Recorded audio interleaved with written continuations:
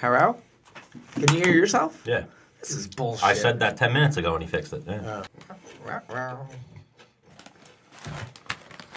How's chips? Amazing. You want one? Oh, you switched it up.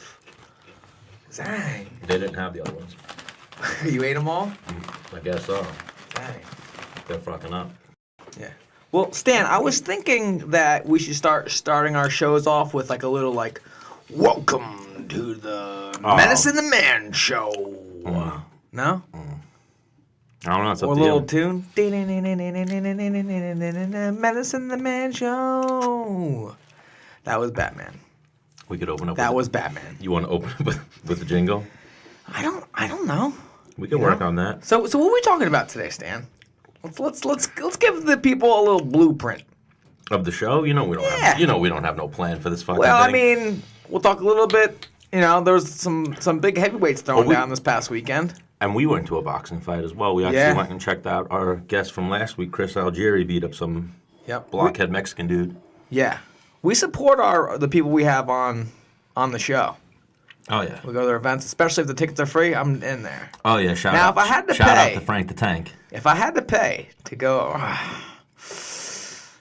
you know how it is. Tickets are free for people of the Dennis the Menace stature. No. That's my favorite price. Yeah. Free $99. Well, they were free from our sponsor, Frank, over at Home Interiors by Anthony Giaramita. Our boy Frank the Tank over there hooked us up with some tickets to go watch Tyrone James, Chris Algieri. Shout out, Frank. People were there watching Dennis get a little white girl wasted. What? A little bit. Nah. A little bit. Dude, I was conducting business for Menace and the Man, dude. Closing deals. We had some meetings today. Things are looking up for Menace and the Man. Yeah, man. I was talking to Anti 3 and Guard Lab. I was wheeling and dealing. I saw you also streaming yesterday.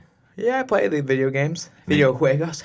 Making moves as well. That was some of our meetings today. Hopefully we're going to start reaching out to Dennis's video game community and all the video game players in the world, trying to really engage with them. Because I play video games. You play video games. Yeah, I would like to get a real professional gamer on here.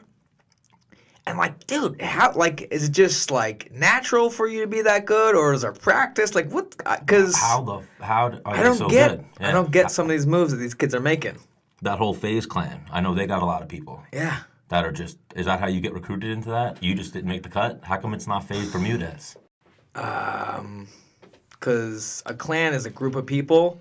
Bermudez is the last name. You know what I mean. Bermudez clan. How come the FaZe guys, they saw your video game skills and they were like, Dennis, we really like you. But stick to fighting, homie. Stick to fighting, my man. Well, you beat them up, didn't you? No, that was, I did spar, like, lightly with FaZe Sensei. Mm-hmm. He has, like, a Taekwondo background or something, or kick karate or something along those lines. I believe he fought as well. Yeah, he did. And then I fought from another group, Team Caliper, this kid named Hams. We boxed in the backyard. And I was really trying to, like, because it was being recorded, I was like, you know what? People love seeing other people get knocked out. Oh, yeah. So I was trying, him knowing zero, I was trying to, like... The way that we're going to have Volante or Cyborg knock you out on video. What the fuck, Stan? Whoa, what do you mean? Why are you looking at me like that? I thought we were cool with that. Why are you trying to get me knocked out? By TKO by leg kick? Or who knows what's going to happen with you and Cyborg. How do you know I won't just fucking take it like a man, Stan? You'll eat a Volante leg kick? We were just talking before we went on air about the video, so the video is coming soon. So Yeah. You're the one who asked Volante to come in studio and kick you. Listen, the thing is, that's what I'm willing to do for this podcast. The best thing, what are you going to do for this podcast, Stan? Is keep doing what I do. The best thing is in the comments of some of the videos, people are interested in you they're versus Cyborg. intrigued. People like, I would watch Dennis versus Cyborg. People, so if that thing catches some legs, that might be at Ellis Mania, or who knows. With the way feminists are today, any day now that thing could go. Where I disagree. No places, no commission is sanctioning it. Indian casino or an exhibition. You and her could do a boxing exhibition. Would you ever do a boxing exhibition with her, or would that be too much? That'd be taking away your main weapon, which would be getting on top. Yeah. He was a wrestler. It's like imagine like her stick and move. Do you think she could, you know? I'm definitely more agile than her. That's what I'm saying. Like you and her kickboxing, I'm sure you'd fucking lay her out when you hit her. But like you think she would stick? Yeah, but my mom told me not to hit a lady. You would never spar a big girl. You would never. Like, I've heard you say it before. Like you'll never train with any girl. I mean, even if it was for money. What? You know, an exhibition. I know. Floyd Mayweather's all right. Floyd Mayweather's about to go fight some little Japanese guy in Japan. All right, December 31st. hang on. For money, how much we talking? Exactly. So there you go. All right. So we're in business now. So everybody reach out to Dennis. Ryzen's going to set that up. That's who will get to set it up. Yikes. We were trying to get Ashley Evans Smith on. We were talking about her about how she she big time me. How'd she big time you? I don't know. I was like, Ashley, you gonna come on? Like, we need a little Ashley Evans Smith on here. You know, we need to talk about veganism and shit. And you know what it is? Let's start offering people. We got to offer them 2 time slots. That way, it's like you're kind of a dick if you say no. I offered her 3. What 3? 3 different time slots on the same day. I'm talking today. I'm talking about let's offer them. Oh no, Tuesday or Wednesday. So you're making it work. Tuesday or Thursday. So you're making it work. I have an idea. All right. A light bulb just went off over my head. You didn't see it, but it was there. So we're gonna try to check in with Jessica I. We'll talk to Jessica I. She's a big boxing fan, so we'll get into we'll get into Wilder. We'll get her going. We'll get into Wilder Fury with her a little bit. Usman too. I'd imagine Usman's a big boxing guy. I know he's very cool with. Oh, you're right. I know he's very cool with Algieri. Algieri's down there training sometimes in Florida. Big Baby Miller's stops in at that gym. Over at Hard Knocks 365. Oh yeah, with your man Henry Hooft. Yeah. Yeah, Henry's a beast, dude. He's a beast. I've worked with him a couple times when he's done some things in the pro class, and then I took a seminar with him before I broke my leg. Yeah. He only did 1 or 2 seminars. Then I broke my leg, and then when I broke my leg was when the age kickboxing system came in. Here we go. Hello? You're very demanding. Got all these requests. What do I get? Do I get like a door prize or something? You know, Stan. What's going on, Jessica I? Welcome to Menace and the Man. Stan the Man here. Dennis the Menace Bermudez is the one who's very demanding. No, I'm gonna send you. Hang on, what are we gonna send her, Stan? We're gonna hit you with a little Terp. Terp House already sponsors her and hooks her up. But I was gonna say, listen, come on, you're like gifting me gifts that I have. Oh, we'll get some other gifts for you. We'll get some things out there. We'll get you some G Fuel. We'll hook you up with a Menace and the Man T-shirt when they get made. A framed autographed picture of Dennis. So that's something. Oh, Jesus. You know what? That was exactly what I needed in life. Bingo. Here we go. Now we're talking. Hang on. She's a bigger star than I am. It don't matter. True. Everyone wants a framed picture of Dennis. Something to put on the fridge. Yeah, for sure. And you're talking about re-gifts. Imagine re-gifting that. A framed picture of Dennis Bermudez. Wow. Yeah. Now we're really talking. Now we're talking. But I do, I might have a Dennis Bermuda fan back at home that would absolutely love that. Wow. Oh yeah. Now Dennis is giving you that reputation of who gives the best Christmas gifts when you're giving a Dennis Bingo. Hang on. I'm a team player. Jess, I'm a team player. All right. Good. I appreciate that because you told me 4 minutes, or I told you 4 minutes, and you called me in 7. I timed it. Well, I really said between 5 and 8 minutes we'll hit you up, and then you said 4 tops, and then laugh out loud, just kidding, which I thought was really funny. Now, on the same token, you're ready. This is fight week for you. You're ready to roll. And what I like hearing right now, you're in a great mood. Yeah, it takes losing 4 times in a row to really sit back and take a moment to smile during this week and do things differently than what you did because it didn't work. So all the miserable cuts and all the sadness of, oh shit, it's fight week and the pressure that I'm just like a jokester now and it seems to be really working for me. So I'm sitting here drinking coffee and busting your guys' balls and yeah, that's a pretty cool Tuesday, right? Yeah, you are preaching to the choir right now. I'm in that boat. I'm in that fucking shitty boat. Down 4, Dennis, what are you gonna do? I'm like, you know what? At this point, I don't really give a fuck. I'm gonna just fucking do me. It'll happen, you know? Yeah, you kind of, like, you want to talk about when someone's like, if you're like, okay, well, all right, I lose one. Like, maybe I got to fix something. You lose two, then you're like, all right, shit. All right, let's really work on not let that happen again. Then you're like, third time, you're like, oh, my God, this is life's over. Then you're like, oh, my God, a fourth time actually exists. Yeah. And then all of a sudden you start winning again. It's like, whoa. Yeah. Because when All you right. won, man, it was like fucking heaven came down on you, and you were just like, thank you. Like, and obviously you put in the hard work, you know?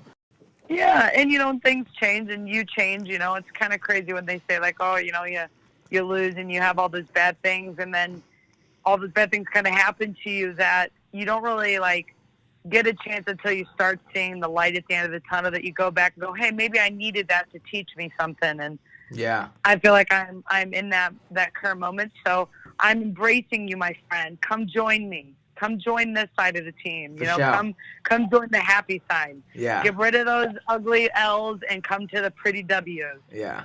And the UFC finally listened to the Jessica Eyes of the world. They finally brought in 125. So Right. I was just gonna say that too. Yeah. Like, this is your weight class. Like, you look great in this weight class. Yeah, you know, it's like, it's kind of crazy because when I came up to flyweight, you know, when I came to the UFC, bantamweight was never, like, ever going to be an option for me because it just was never that big of a girl. And, you know, Bellator cut me and all the women from Bellator, you know, and I was, like, the big name back then at 125. And, you know, I was 26, 25 years old. Like, man, I'm living the dream. Like, girls are still coming up in this sport. And then, you know, Bjorn Redney cuts all of us. And I'm like, oh, my God, well, what, you know, like, at first, when I first started fighting, when I was 19 years old, there was no women's MMA. Like, people were still like, oh, there's chicks at the gym. Like, what does she want?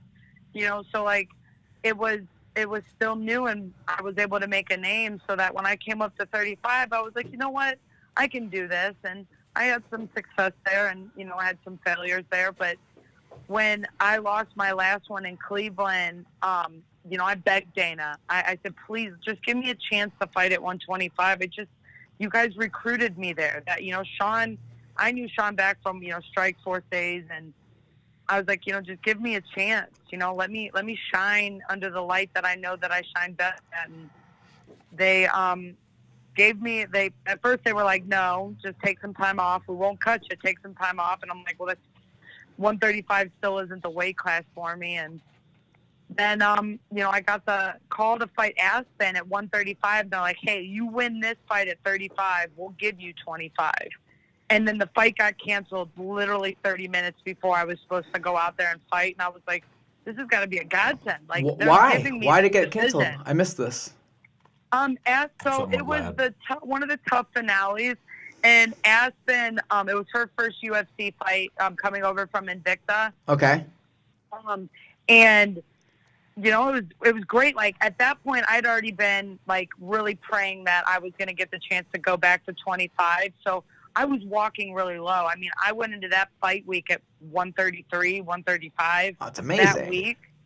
Yeah, right? Like, so I'm fighting at 35. So, like, I was trying to play the mental mind games. Like, I was eating sandwiches around her around the fight week and all that stuff. Like, yeah, look at me eating. So we go to get to weigh-ins. Everything happens. We go to the arena. We're literally in the back, like, warming up, getting ready to sit down and wrap our hands. And I see my phone ring, and I'm not really paying attention because, like, the music is double down, but I'll, like, turn it over and stuff. And then all of a sudden, like, all of the coaches get a call from Dana and Sean, and I was like, okay, this can't be good. And then someone came into the room from the UFC, and they hand me the phone. They're like, Sean's on the phone.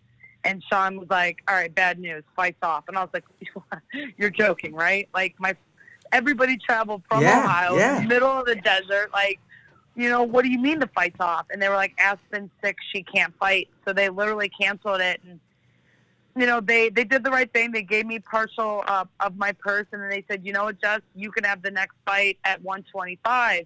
And I'm like, you promise? Like, I can be at 25 now, I can be that fighter? They were like, yeah. You so pinky swear? God, pinky swear. Yeah, I literally said that. Like, I was like, you promise? Like, I've taken 3 18-month layoffs in the UFC, and I was like, I don't want to take 18 months off again. So we we're like, all right, yes, we're gonna get a fight. They're like, give us a couple weeks, we'll get you a fight. And they come with Paige Van Zant, and I'm like, hell yeah. Yeah, Paige give me that little that is blonde. like the movie ticket, right? Like, Yeah. yeah, give me the popularity fight versus like the true fighter. And we literally get all the way up to that fight. We signed that fight. Paige is was an acquaintance of mine, so she texted me. She's like, "Hey, they're offering me to you," and I was like, "Well, I'm taking the fight, and I'm not losing." Verbatim, literally Right. the exact text message. Wow, I like that. So, we go to there, we go to get that fight, and literally that fight week, that Monday, they cancel the fight. Paige is out, her back hurts. I'm like, what? Now, Okay, fine then. is there any chance some of these girls are not sick or their backs aren't that they're a little scared of you? Yeah, I would think so. And that cross your mind at all? I do, because the second time around, we get rebooked for the fight, and we get rebooked, and 2 weeks before the fight, she goes to, Dana, and she was like, after we had rescheduled the fight, so we go to wait another 4 months for her, and then 2 weeks before the fight is supposed to happen, Dana calls me and is like, hey, Paige is, she's refusing to fight you now. And I'm like, fucking refusing to fight me? We signed a contract. How can you refuse a signed agreement? And they're like, look, Jess, she's not going to do it. She said she'll do it. And I'm like, all right, well, that's when there was kind of a beef going on between us. And I was told I was bullying her, and I wasn't bullying anybody. I did what I was supposed to do. Like, what about what she's supposed to do? And how can you just go call someone and say, hey, I don't want to fight, and just rip up the contract? Like, well, you weren't on Dancing with the Stars. Payment. Yeah. Yeah. If you were on Dancing with the Stars, I should be. a little more. I should be. I look like one of the Bella twins. I should be. Wow. Oh, I agree. You'd watch Snan? I'd watch. I should be given my chance. I should be given, and I feel like I've been the underdog from all these times, and no one gave me a chance. And they put me in St. Louis on Fight Pass. I went and won that. They put me in Singapore against a girl who trains at the PI. I won that, and now I'm getting another girl who they brought over, and who was from New York, from your fellow area. That was a number one girl at 25 when I left. So again, like, they're not giving me anything. They're making me work hard for all of it. So I'm full of piss and vinegar, and I want to prove something. So if they keep putting me up against these different fights, if it's emotional by ripping up contracts or giving me different girls, then I'll do whatever I have to do. I'll win the fight. I'll do it the grassroots ways, instead of being the pretty blonde or having the girl with the big boobs or any of that. I'll go back and do it grassroots, so that when people love me, they're going to love me for who I am and not what I look like. Well, you're probably there now, right? I mean, Caitlin's a friend of the show. We've actually had her on. You're fighting her next week. That's good, yeah. That's probably a number one contender fight, no? We asked Caitlin that question. She said she wasn't sure. I mean, why else would they put us on this card, right? Like, I was originally supposed to fight Sarge a couple months ago. They pulled Sarge off that with me, like, and then they switched things around, and then Sarge didn't make weight, and then, I mean, to be honest, me and Caitlin, or Caitlin, however you say her name, like, we're the for sure things in this 125 division. She ruled 125 when I left it. When I left it from Bellator and came up, she took over, and she did a great job. She kept the division, good. She beat girls like Sarge. She beat other girls. She made a huge name in New Jersey and New York, and did great things.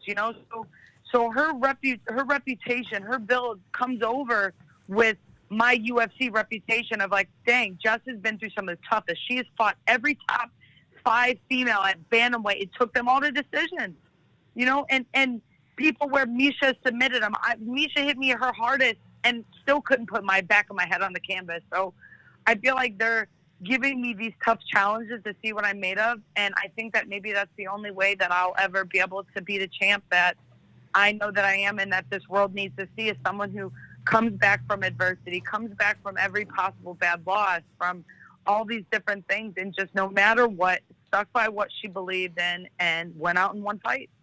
Oh, for sure. That's something I mentioned to Caitlin last week. Was you two were the top 125 females of the division, as long as the division's been around in the last couple of years, and now it's in the UFC. So this is almost the Leonil 125-pound women's championship in a sense.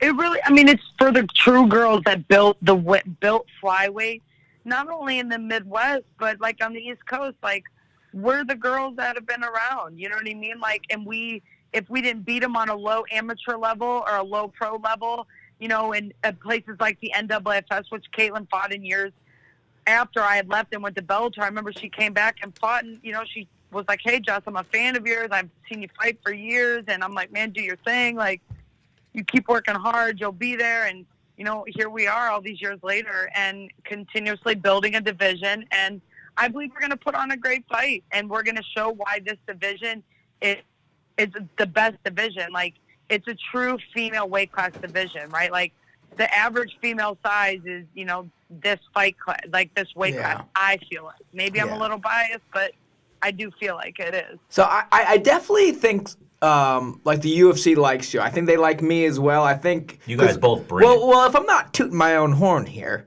whenever me or Jess step into the octagon, we're throwing down. Very similar fighters. Jess is way better looking, though. You're not, you know. Well, hang on. Look at this tan, though, my guy. You got her on the tan. That's about it. That's about it. But I think you're right, you know. And Dennis, I fought on cards with you before, you know, and we both have, like, I mean, I feel like I'll never forget the Mexico card. Like, we put on a great, you know, performance there, and people loved us, and we will be forever those first fighters that fought there, and that keeps us here, right? That secures us our job. How much did that suck, Mexico? Huh? How much did that suck, Mexico? It was really different. It was just, I mean, thank God, like, I understand Spanish and my best friend's Puerto Rican. So, like, it just, you know, I don't like going to those, like, places. Me either. Like that. Hang on. Trying to make weight, the food around there was all very salty. And then also, I ate egg whites for 4 days. Hang on, I did the same thing. I bought my skillet and made egg whites. I did the same thing. Because I went there a week before fight week. And I was staying with Verdum, and like we go down this little village where like there was chickens and donkeys in the road, and like they had these like fucking amazing looking chickens in like little windows on rotisserie, but what it was like marinated in and the rub on it was just so salty. I was like, oh, you fucking. You're like, of course it's fight. So I just bought like That's how I felt when I was in Singapore. That's how I felt when I went to Singapore for the last fight. And again, you know, had to do the same thing, like egg whites and fruit. Looks like that's going to be on the menu. Yeah, because I mean, when you go to these different countries, it's very different than being in the United States. You know, there's the language barrier, and then like the food is very different, and you don't know like what water you can't. You know, it gets tough, man. I feel like that's why they send fighters like you and I to be great ambassadors over in those types of situations where we could go, and they know people like you and I, no matter what, can go there and will adjust to the situation. And, you know, we have, and that's why we still have jobs no matter when things are bad. So I'm sending you good, I believe, Juju, for your next fight. Like, you got the belief team behind you on this. So this is big. This is big. Dennis is in a good place right now. He's probably going to crush the next guy. Yeah, I'll start by crushing Stan right now. No. Stan, you want this shit? No, I'm good right now. We're on the phone with the 125 contender, Jessica I. Yeah, you right. You right. You like she just saved you right now. How'd she save me? Because if we were on the phone with her, I would fucking crush you. Over what? What? What reason? Just because you're in the zone? Yeah. Fuck. I believe got me pumped up. Oh, she pumped you up. Yeah. Believe. I might break this table right now. You got to You know walk. what it is about the I believe? Go on. I created that for a self. It obviously is my EYE, but you say it to yourself, then it's like screaming. You squeeze your hand like I believe, because it's you, but it's also me because I'm the guy. So it's like it's a good dichotomy. So people, I'm like, you can use it. Got you. Can borrow it. Hey, thank you. So before you fight next time, Dennis, channel your inner Jessica. I'm gonna come out like Diego Sanchez, like I believe, but like I'm gonna. Like, oh! Yeah, I'm gonna do both. So. I messaged you on Instagram. We conversed a little bit. I got your number. And then I started thinking in my head a little bit. I'm like, man, having a podcast could be like a pretty like easy way to pick up chicks' numbers. Like, let's say I was at a bar and I was like, hey, I got a pretty successful podcast. I think you're funny. You should definitely come on. She'd be like, okay, like, give me your number. Right? Am I onto something here? Only because you had a blue check. I'm just saying. I had the blue check. Oh, I was like, yeah. all right, I guess I can give out my phone number. Yeah. Fellow fighter. Other than that, I would have opened the message and been like, no. Look at this little freaking Puerto Rican. We've talked about the creeps in the MMA community. I'm sure Jessica I gets her fair share. Oh yeah. We don't need to get into that, though. Yeah. So who you picking in this main event this weekend between Joanna and Valentina? Again, it goes back to, I remember when I fought up a weight class, there was a time that, and it's just like anything, in wrestling, and in our type of sport, weight classes mean and make a huge difference, right? Size is an advantage and disadvantage. And I think that it's going to be the advantage for Valentino, and I just don't think Johanna has it. And I could be wrong, right? Crazier things have happened, and they fought, a couple times before, but I just, I really do. And maybe partially I wouldn't mind Valentino winning that, and to, again, keep our division going in the direction it needs to. I mean, someone coming up and winning it from a 15 straw weight is just going to screw up things big time. Oh, yeah, but you don't feel like she's going to stay at the division if she wins? No, after staying here today, we were in the outfit room today. There's no way. I mean, sizes mean there's a difference, right? Like Dennis, you wrestled. Right in college. See, that's Spanish for yes. But go on. Don't want to confuse you. So there's wrestling weight classes, right? Yeah. So you remember the time when you're like, all right, wrestle off. I had to go to a different size because this guy just beat me, right? We might have been close, but he was a little bit have that edge. And I think that the difference is these weight classes, especially with women, that little bit of that weight class is the edge. Because most of us girls, not all of them have wrestled for long periods of time and come into MMA with this crazy MMA background where they've been wrestling since they were kids and their dad was a boxing coach. Right. And all this. They're girls that wanted to get fit, and, they've been doing it because they dated a guy that did this and, right. So forth. That size difference makes such a difference with females. Do you want to know what I saw in high school that really creeped me out a few times?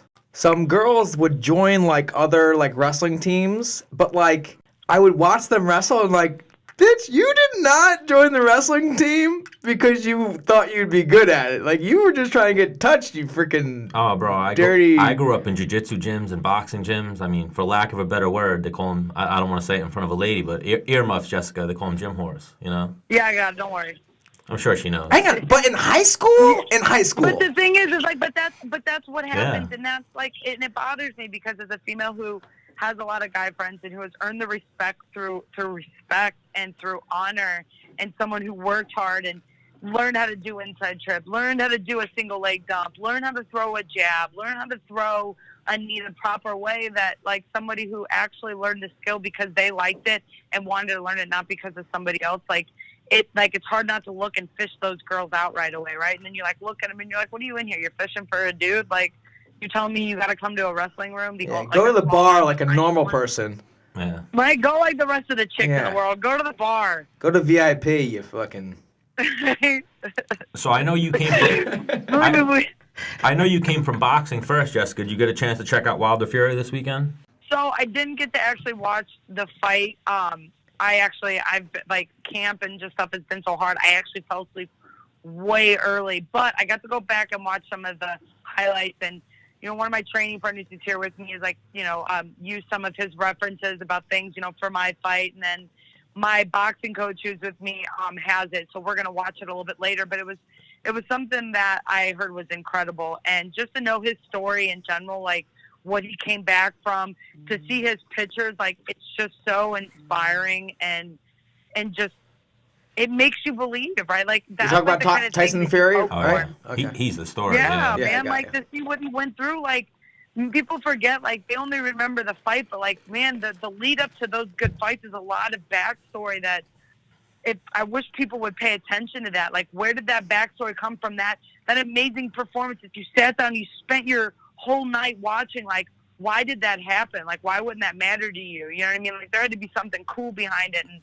a cool story. And I happen to hear the story, which makes me now want to watch the fight and see everything. And it just made me Google him and just go back through everything. So, Jess, what's your backstory? And I see you like wear Um, bandanas and shit. I'm like, dude, she could definitely be a biker chick. And like, She's been in some street fights, I would hang imagine. on, yeah, I think that's what I want right now. I think I want a little street fight action. Jess, tell me about Yeah, that one time that bitch said the wrong thing and bitch got smacked. right. And I was I grew up with a very rough childhood. My father's passed away now. He died from cancer a couple of years ago. Yeah, fuck But cancer. we had a very rough childhood. My dad was a hard Midwest man who worked in the auto industry as a welder, and he struggled with his own demons, and he was very abusive to me and my brothers. And instead of being like other people, instead of turning to like drugs Why me? and alcohol, Yeah. I made a decision to find the professional athlete in myself, and I left home at 18, and I found MMA when I was 19, and randomly, and walked into Strong Style, and I started channeling like things, channeling that like these aggressions that I had, and like when I would always ask why did these things happen to me, and why was I that girl? And when I was 16, a part of the problems with my dad, when I was 16 years old, I got hit by a drunk driver while I was standing outside my car and almost killed me and my father. And Didn't you break your back or something? Yeah, I broke my back. And my father got pinned actually in between the vehicles. Oh, yeah, and it made me want to be somebody different, and it made me want to find myself in a better way. And I struggled with not always making the best decisions, but I learned a lot about myself, and I found Strong Style, and I found Marcus, and I found that those group of guys, and they seen that I was, they could tell, like when I first came in, they're like, what's this chick want? Like I said, what's this chick want, right? Like, I'll why fucking does she want to do headbutt you. MMA? Right? Like, what does she want to do? And then like, I was just angry at life. I was so mad at men. I was so mad at life. I was just like, so angry, and when I threw my first punch and grappled my first time, I was like, oh, this is what I'm supposed to do. Like, I'm gonna channel this. Like, this is how I'm gonna be better. This is how I'm gonna be a better person. And Yeah, I like that. I left talking to my family for a while, and then right before I had my first MMA fight, I reached back out to my family, and we started talking again, and we all came up with I Believe. And at first everyone's like, wait a minute, Jessica wants to fight. Like, she's always been I was a soccer player, and that was always a tough ass, Hang on, were you a stopper? No, I was a midfielder. That's funny, because when I played so I actually played soccer for like 8 years. Did you? And yeah, I was center mid. It's an And incredible sport. That's as probably a youngster, why you kick hard.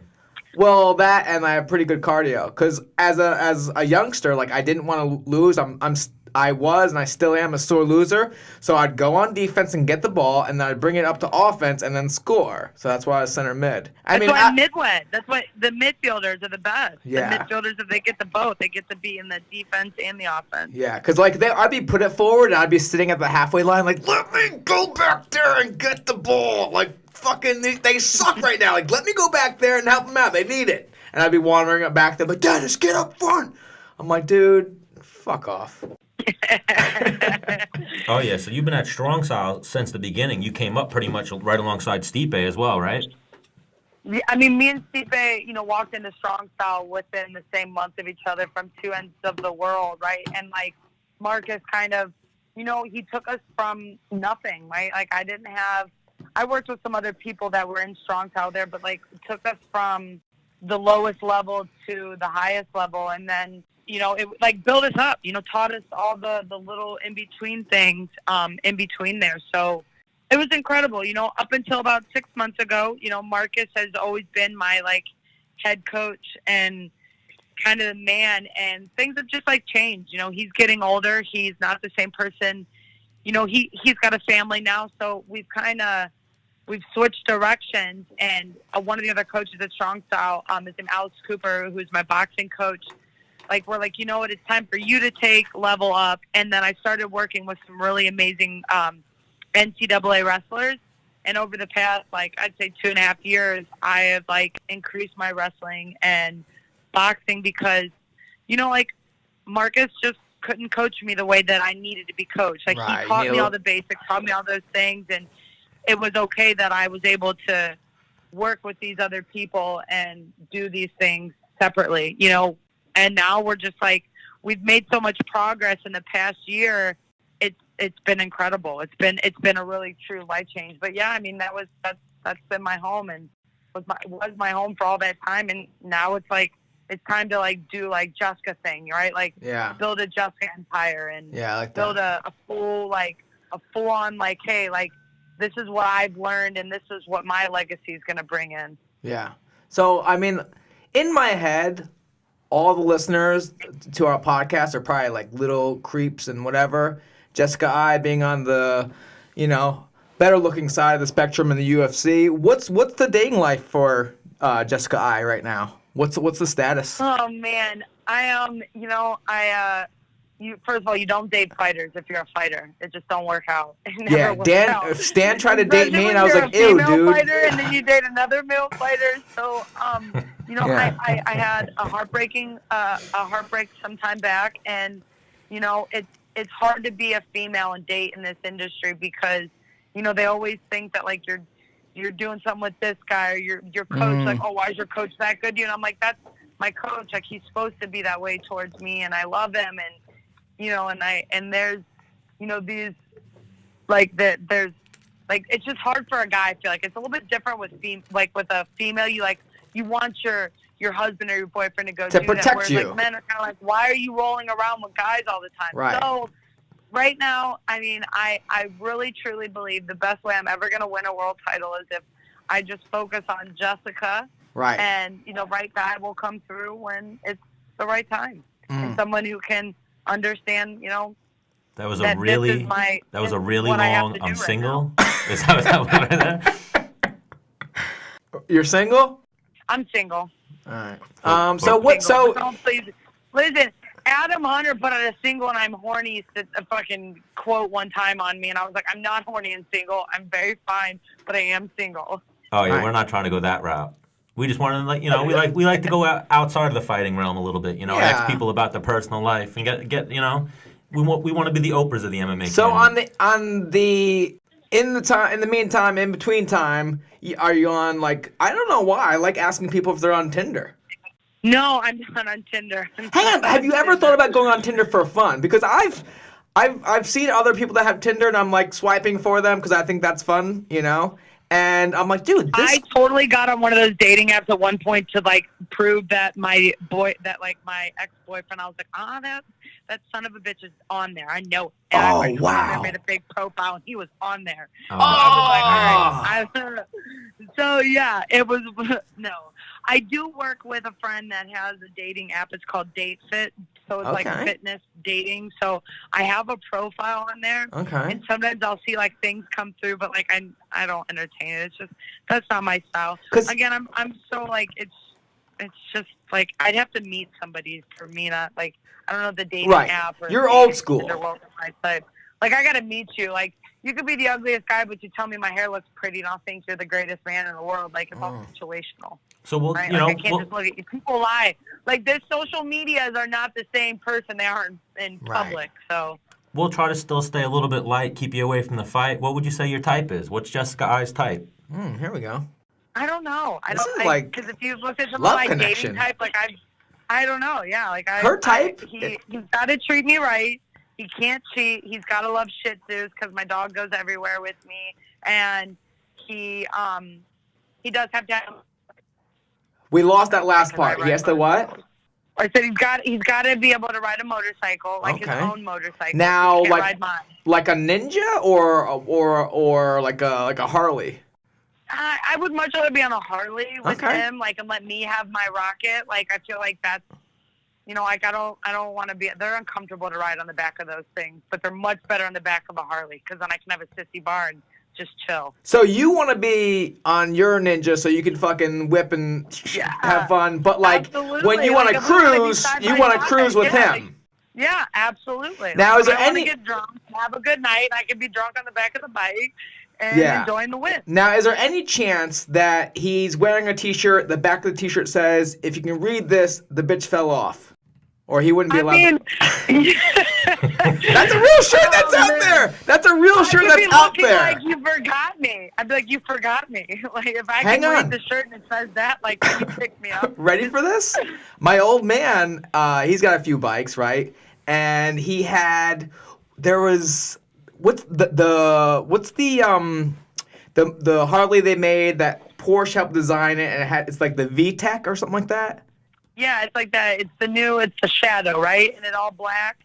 Yes. It's like Well, the- my dad had like one of the earlier models of that, and my stepmom was on the back, and like I don't know why, like us Bermudez boys, like when we're driving anything that's manual, like, and then we just punch it out of nowhere, and he was just kind of cruising, and then he punched it, and my stepmom wasn't hanging on like nice. And she went down. She went off the back.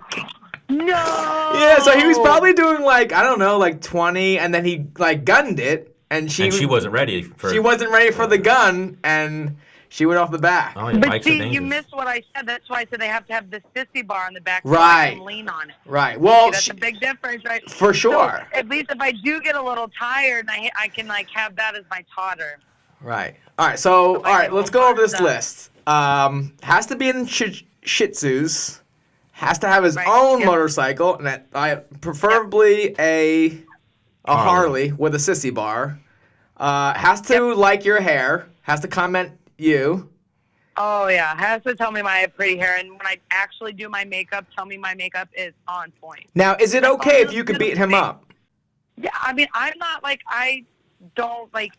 I'm already fitness enough. Like I don't know if I can like I don't know. I guess it would depend. Do you I don't know. discriminate against height? I don't like. I've dated guys that are tall and like skinny and didn't work out, and then I've dated guys that are muscle-bound freaks. So I guess it again is situational. Now, can a guy be shorter than you? No. Ooh. How tall are I you, don't know. Jessica? I'm 5'5", 5'6". All right, so Good day. there's a lot of guys in the ballpark then, a lot of guys in the game. Yeah. Yeah. All right, so we'll move I on to guess some I've other. never dated a shorter guy. I guess I don't know what that brings. I don't know. I don't know. I think that's most women, I guess. I've never really heard a girl who says they don't care about height. You? I don't really know, but I'd never choose a guy. Like I never was like, oh man, he's not cute because he's. I don't know. So we were talking earlier about one of our sponsors, Terp House. You've been linked up with them from the beginning. So what's going on with you? What are you into the CBD or are you into the THC? Oh, I'm full spectrum. Oh, nice, I'm yeah. full spectrum. Well, she. I mean, you guys, if you follow my career, you would know that my very first UFC fight, I failed for marijuana in Texas for the lowest level that you could possibly ever get. And, But I didn't weren't smoke. I was weren't you just around claiming? smoke. Yeah, you were claiming getting clam baked, right? At that point. I swear to God, I really didn't. Like I would tell you if I did. Like I would I say think she I would. smoked up to the fight, but I really like I would never take a test knowing that I was gonna fail and not say like I'm going to fail or it did something to compromise that. So and I really wasn't. I just started talking to my father again. At that point, we had a very volatile relationship. So right before my first UFC fight, I let him back in my life, and it was probably like a couple days before we left, and I was around it. That's the only thing I can think of, like at that level. I mean, or I just smoked some bubonic chronic and it stayed in my system from, for the lowest level. I mean, if you know how the testing goes, right, we have a level on fight night of 150 nanograms.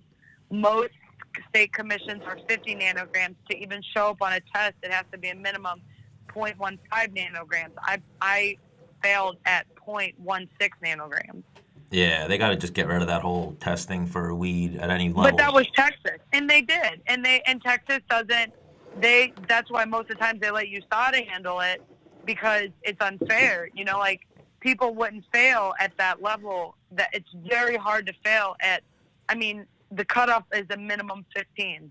Because, I mean, one thing I like about Jessica is she gives zero fucks. Because I remember when, like, I think, like, a few UFC fighters before USADA got in trouble for, like, smoking weed and shit like that. Like, I saw, like, a clip, I think you put it on your Instagram, of you just, like, hitting a blunt on vacation. I was like, she gives no Oh fucks. yeah, I didn't mean to. I totally didn't mean to do that, but I definitely did. I'm like, it was my friend's 40th birthday, and I Right. didn't even mean to because it was like a snap to a bunch of friends, but we'd been drinking, and I accidentally shared it out on the story, and I was like, oh no. Because I'm one of my like, friends was like, did you mean to do that? And I was like, oh no. And then like I looked, and like Sean had seen it, and everybody had seen it, and I was like, well, I think- it's out there.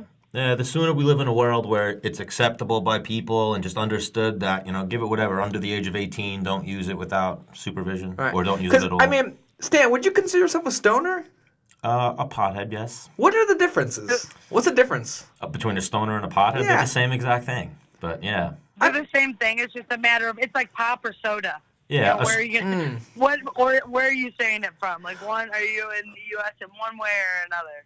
Well, Dennis is on the other team, Jessica. He's not on the THC side. He's just dabbles a very little bit in the CBD. So then you just are missing out on so many aspects of life, and just so you know, you're doing yourself a disservice. So, Yeah, you're right. I mean, just You're right. because you don't like to roll and twist up, there's other ways of getting that amazing plant into your body, where we have the endocannabinoid system, which is there for a reason, that you need both the CBD and the THC to work together. Oh, true. That's why Turf House has to use with their CBD.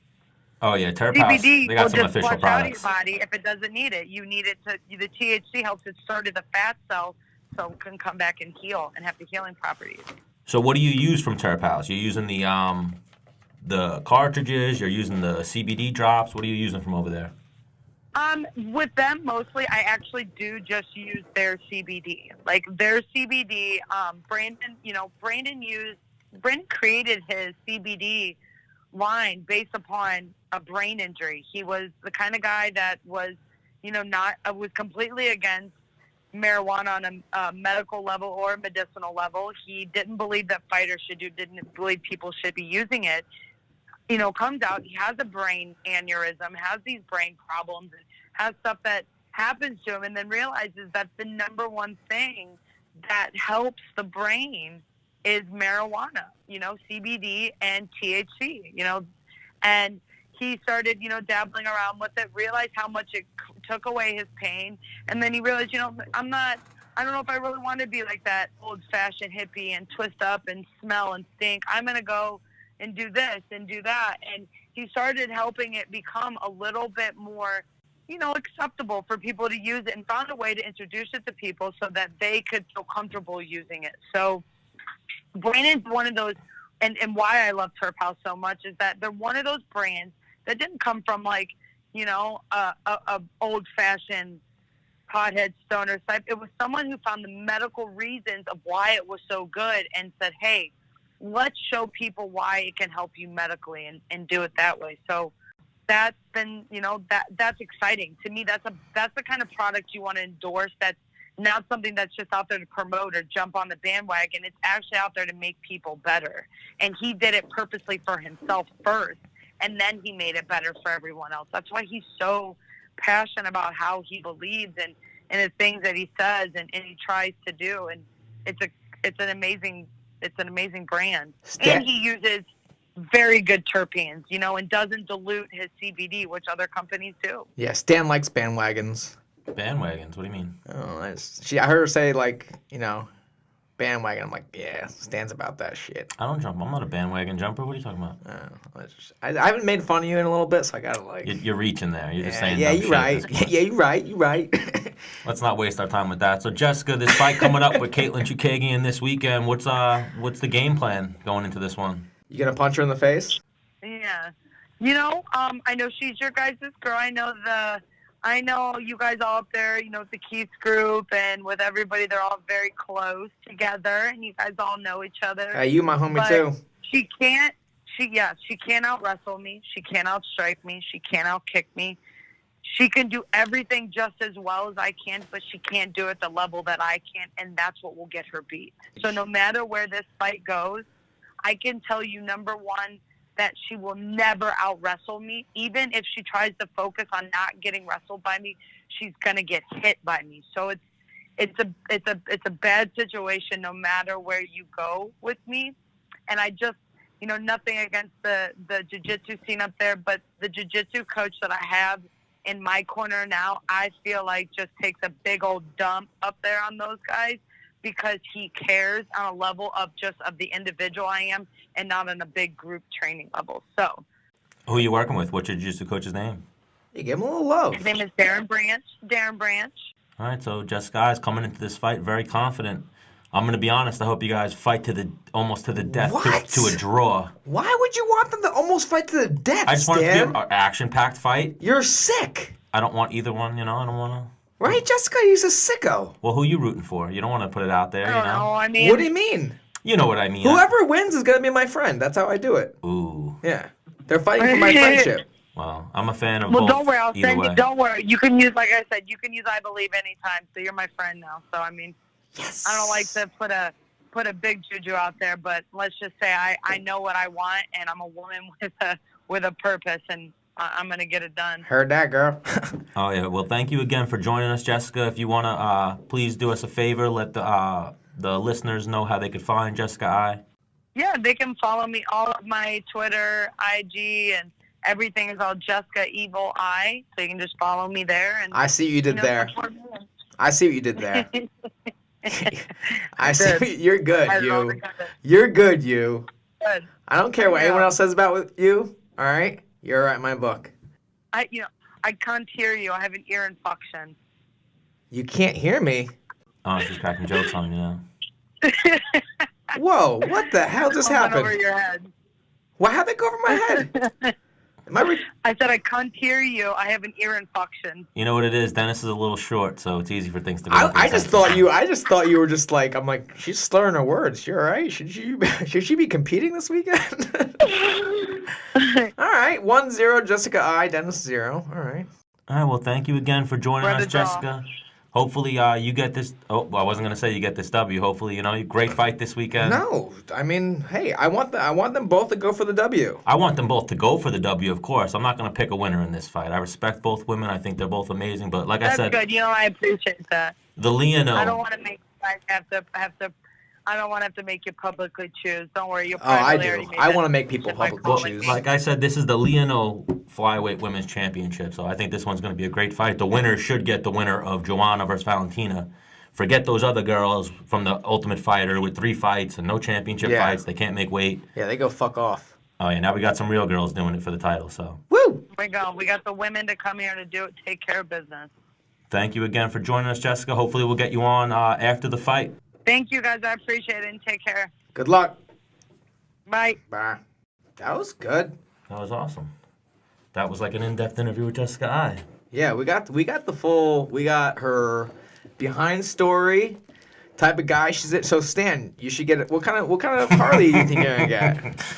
What kind of what? What kind of Harley you think you're gonna get? Oh, I don't know. But I'll be the guy who falls off the back and dies. And Jessica I has a shirt on that says, "If you're reading this shirt, the bitch fell off." I like that. Yeah. Yeah. I'll be that guy. Hang on, if I'm gonna get a motorcycle, because I know myself, because I'm an animal, I'm an extreme. Like I've rode 2 crotch rockets in my life. Every time I rode one, it went over 120 miles per hour. That's dangerous. Bro, that's what I'm saying. You'll fall into that. I've heard it from a lot of people. You'll fall into that quick on a bike where before you know it, you're going 110, where that's Right. game of inches. Right, yeah, One yeah. mistake, and it's like, oh, I can't walk Or anymore. a loose rock or something like that. Yeah, and you so get what I fucked would up. do is I would buy either like a. Have you ever heard of a Honda Grom? No. It's a street legal mini bike. So it does like 65 miles per hour max, and it's small. And the thing is like I'd like put like some like sick rims on it, like a dope paint job, really Puerto Rican it out, And I'd have like a leather vest, or no, better yet, a jean jacket vest, like with fringe off the, everywhere, and then maybe throw like a Menace and the Man patch on the back, or like the Menace logo. You've seen that shirt? What? If you can read this, the bitch fell off. Yeah. We try, maybe even get a Menace and the Man shirt with that on the back. Send that to Jessica. Because she's making it like, we owe her a gift now for you being so demanding. Oh, wow. That'd be a good one. Yeah, you right. I'd imagine she seems like she's one of those chicks, probably like calls her man a bitch, calls whatever. Yeah. Would it be like date. I think I'm afraid of her. Probably a little bit intimidating, but at the same time, who runs Who runs your relationship? I do. Exactly. Because I fucking. Yeah. You want to fight? I get the final word of my shit. Stick your head up your butt. Fight for air. You want to speak into the mic? I can't hear you. I got a backup mic right here. So what's going on with your boy Kush? I don't know. I think He's ghosting us again, and then he's gonna hit us up at 9:30. Should I just call him? I think that's the move. I think that's the move. That's what we did with Big Baby Miller, and then he called back 20 minutes later. Yeah. So let's go for that one, and then we'll probably catch him at the perfect time. What are the chances he has a ring back? Let's say. No ring back. We've already been over this. Who do you know that still has a ring back? There's actually, I used to work at PC Richard & Son, and I'll reach out to like my old manager, and I think he has one still. So we're talking 2008. No, hang on. No, I'll call him like right now. I know. I'm saying you're talking about when you worked at PC Richard in 2008. Yeah. So that's how far you're going back to. Yo. What's up? What's up? What's up? What's up, Menace? What up, my dude? Not much, man. What's going on, Kamaru Usman? Welcome to Menace and the Man. Stan the Man here, joined by myself and Dennis the Menace Bermudez. My dude. What's going on, guys? How we feeling right now? Congrats on that victory this weekend. Thank you. Thank you guys very much. Oh yeah, so you absolutely smoked Rafael Dos Anjos. So you're probably the guy now. Dana White was very high on you this weekend. You might be getting that title shot in 2019, right? Yeah, I hope so, man. Dana said that, he wants to see the fight. Obviously, I want to be in the fight. These two guys are playing games. They're trying to hold up the division. I'm not standing for that. So, somebody better get me a fight or they better get out the way. That's how I feel. Who's playing games? Woodley and Colby? Both of them. Colby and Tyron. Tyron was hurt, and then I heard something about, he just had a brace. He was like, it's not that bad. He's okay. And then now Colby's saying he's hurt. So, it is what it is. Somebody needs to step up and fight me or get out the way and let me fight for the title. Is it just me, or does Tyron get surgery after every fight? Dude throws down hard, but... Hey, I guess when you fight hard, the age is starting to catch up to you. Yeah. You might need to fix things after each fight. All right, how'd you come out of that RDA fight? You came out with minimal injuries, or I heard you talking like you had some things going on going into the fight. Yeah, I had things going in, but that's every fight. But after, I'm still, it's one of those things. I just got to jump in the hot tub for a couple of weeks, let things loosen back up, and we'll overcome any injuries for that title. So if it's a title fight, it doesn't matter. We can fight in 2 days. Oh, yeah. So now what's the word? Have you heard anything about Woodley and Covington? Because they're trying to book that fight for possibly Anaheim. The word that you're hearing is that they're not fighting in January? Well, I mean, exactly what I just said. I feel like I was told that, there's some things going on. So I'm just a bystander. I'm standing here waiting for my shot. That's it. So you're going to be ready for Anaheim just to be ready? Yeah, I can be. Yeah. If I'm needed, I can be. That would be dope. That would be dope. Because I want to try and get on that card, actually. I've been getting ready. I want to try and throw down that card. So I can fight next to the bro. What a lot of people don't know is me and, his close people call him Kush. Does anyone still call you Kush? No, not everyone calls me Kush. No, does anybody still call you Kush? Yeah. Like the OGs. Where did that come from? Yeah, the OGs call me Kush. Where's Kush come from? Oh, Kush came from season 14 of The Ultimate Fighter. I was with Jason Mayhem Miller. We were in his house. We were in the house that we were staying at. And it was one night. He having a smoke on the patio. We were just sitting there chilling. And he just looked at me and said, "Hey, your first name starts with a K. Come on." and your last name's Usman. And I'm sitting here smoking Kush. Told you. I'm going to call you Kush. And I was like, bro, I don't know if That's a good name for me.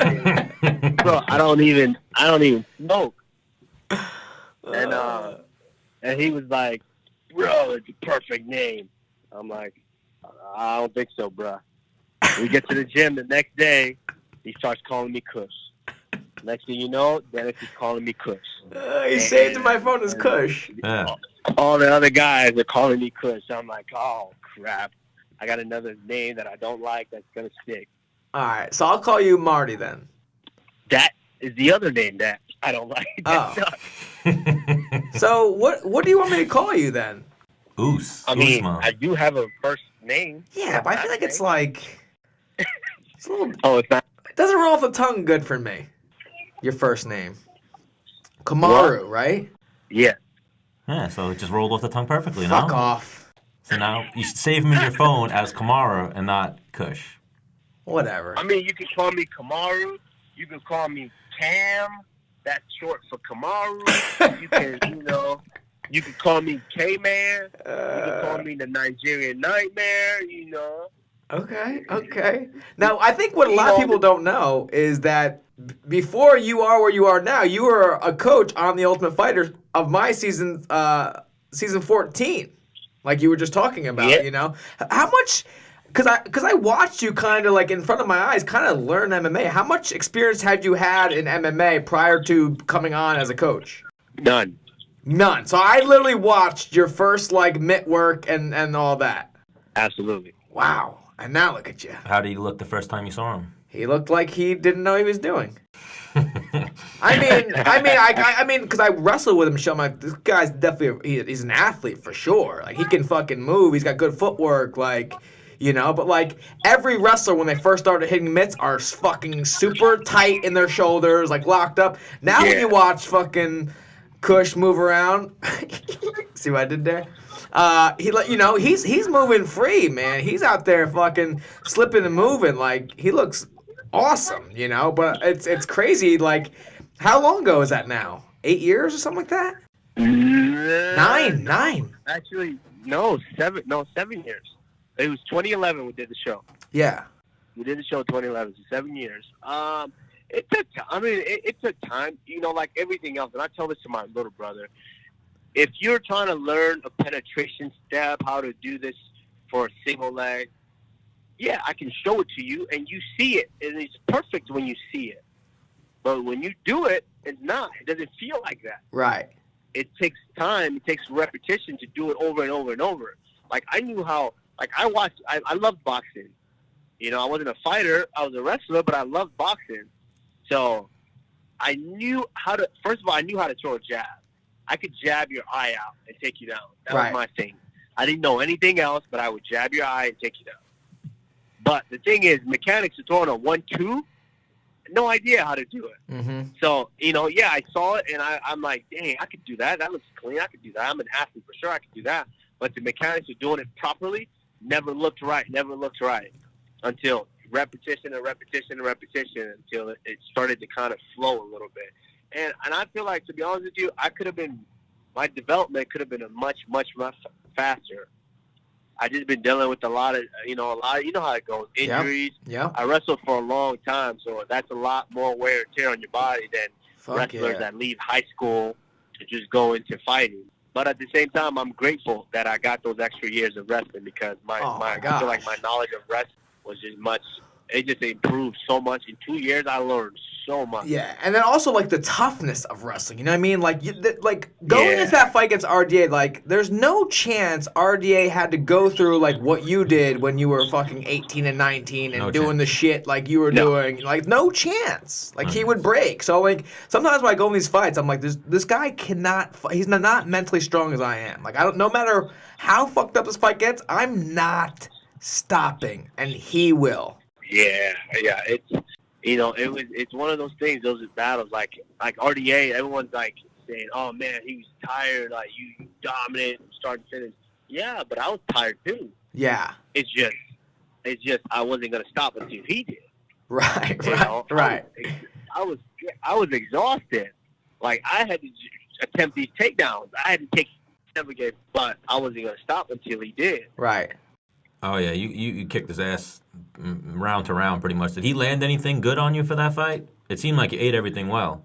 Yeah, I mean, I handled every fight. You know, I always it's you playing the man. It's like playing poker. You got to play the man, and I played him. Yeah, he landed a couple of shots that surprised me.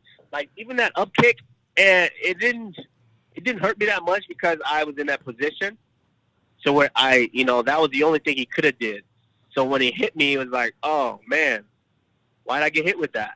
It was more of an element of surprise because I didn't realize his legs were long enough to get to me. Oh yeah, you showed some chin. That was a solid up kick. Oh, I've been up. Yeah, it landed flush, but it didn't really hurt me or anything like that. I think he landed one head kick that grazed off my hand. That my hand was up, but it still kind of grazed off of it, and it just momentarily just stunned me like, boom, you just got kicked in the head. Now have you? But I think the best thing he threw was like I think he hit me with like a short left hook, inside left hook, short. It wasn't really, it didn't look that powerful. It didn't wind up on it. It was just short little hook that I think kind of loosened my jaw up a little bit. So now your MMA training, you've been with Henry for the whole like length of your career, right? Yes. Oh, so yeah, that definitely you see it with each one of your fights. You're definitely evolving past just a wrestler. Now you're like one of the scariest MMA fighters in there. Yeah. And the muscle mass on this guy. Yeah. Dude, my G stays yoked.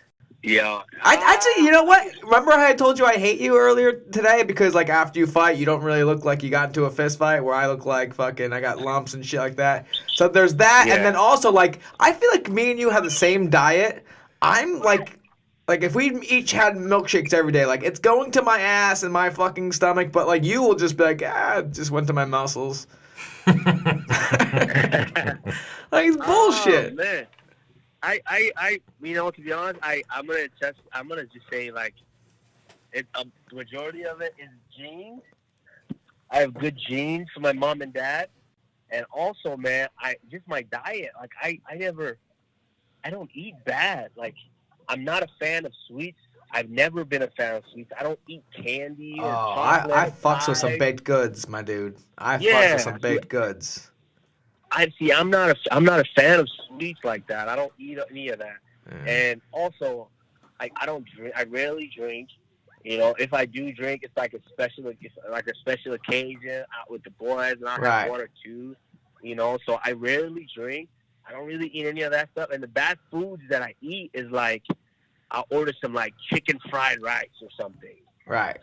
Like carbs. Yeah. And then I'm in the gym the next day and I burn it all up. So, no, and that's another thing too. Like, I watch you, I follow you on Instagram and stuff like that, and like you definitely motivate me because I'll see like you just finished a hard workout and like you're not killing the bag, but you're just putting in like a little extra work while everyone's laying around fucking shooting the shit. And and I try to do that after my workouts up here in New York. Like finish your hard work, just get some touches, just keep moving. Bro, yeah, you freaking did that one time. You came down here and we were running sprints and you were doing sprints and I'm like, bro, you're not going to come in my gym and do more sprints than me. That's right. And we were freaking doing sprints for like almost 20 minutes after training.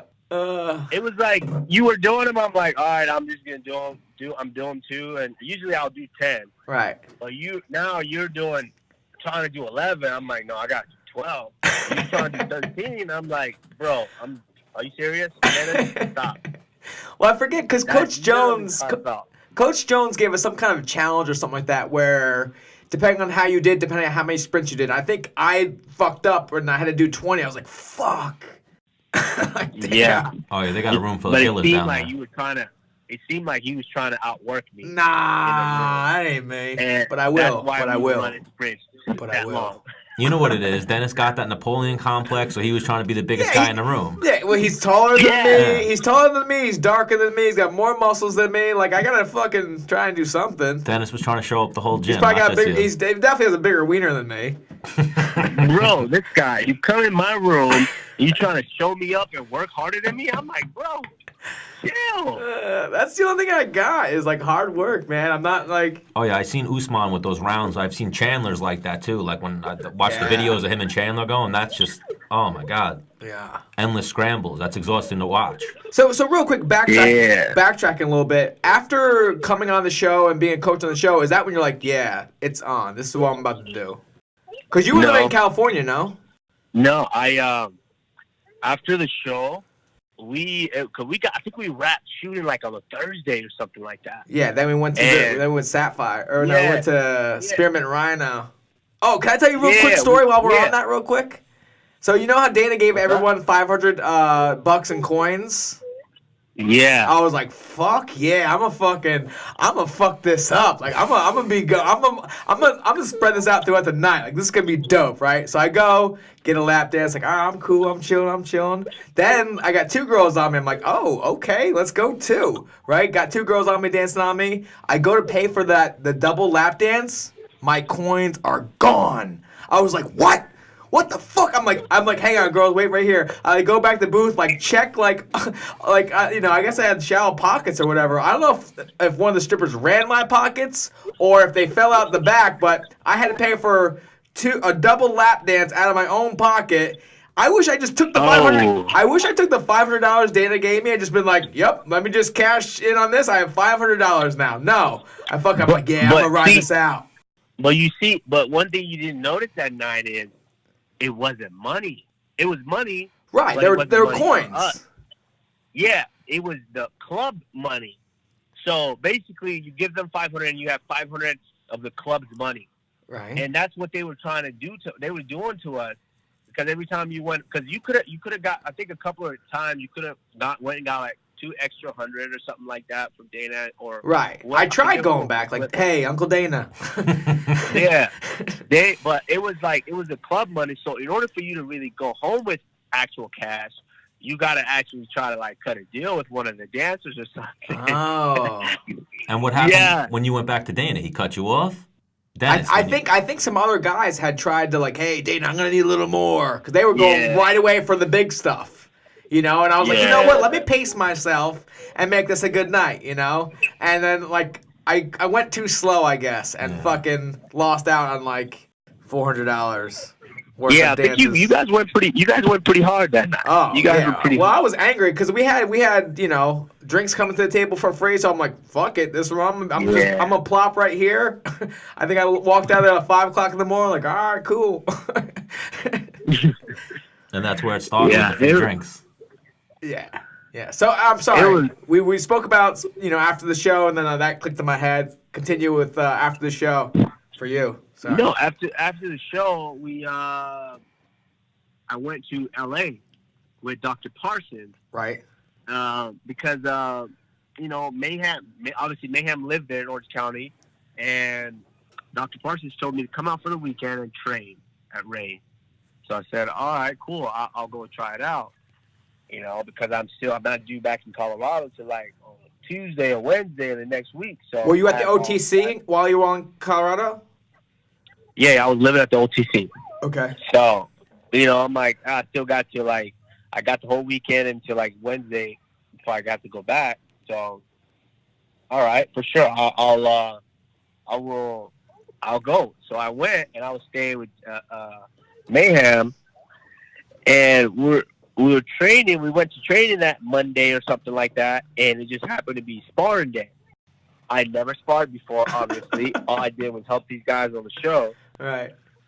So, boom, it's sparring day. People are coming in. Jake Ellenberger's there, and Jake is super hot in the UFC at that time. Yep. Freaking RDA's there. I didn't know who he was at the time. Yep. RDA's in the room. Another guy, Brett Cooper, tough dude. He was in the room. Mayhem, of course. I can't remember if Mark Munoz. I can't remember if Machida was there at this time. I think he did come in. I think Machida came in. Was Cummings in the room yet? What? Was Pat Cummings in the room yet? Pat was not there at this time because Pat was dealing with some things out east. He was taking care of some family issues. So so it was I'm just there, and Dr. P is like, they're like recording this, And so we're trading, and obviously I knew a jab, I knew an oblique kick because I seen John Jones do it, and yeah, I knew jab, oblique kick because I saw John Jones do it, and if I touch you, I'm taking you down. So that was it. If I even somehow grabbed you, I'm taking you down. Thrown to the wolves. So, yeah, so boom, that was it. They threw me in, and I'm sparring with you. I've never been so tired in my life because, I went with RDA. I did pretty well from what I remember. I did extremely well, and I went with Brett Cooper, and he was bigger. I think he was like a middleweight. Was he a 185er with like he had like a tribal tattoo on his arm? I think so. He had like curly hair, like he kind of looked like he reminded me of Little Dicky.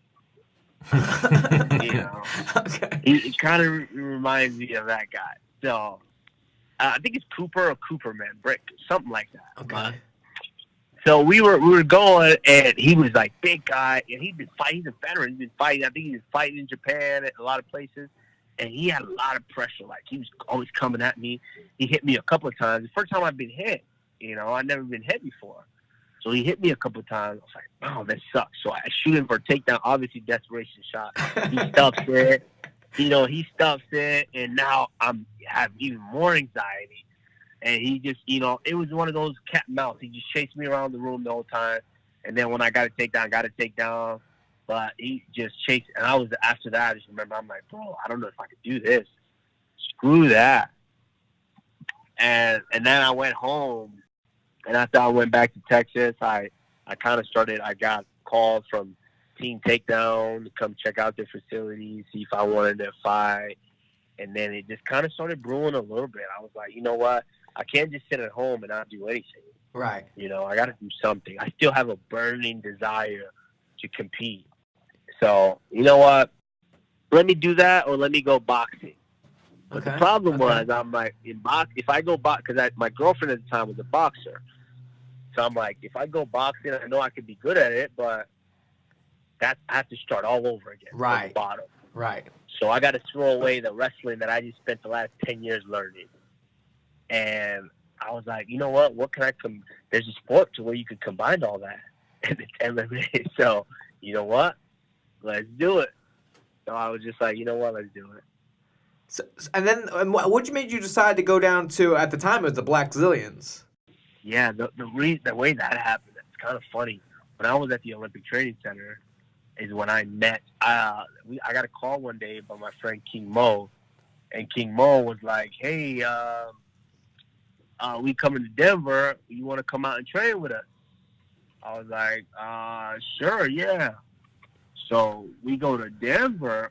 We pull up to Denver, and while we're in the locker room getting changed, Mo walks in, and Sugar Rashad Evans walks in behind him.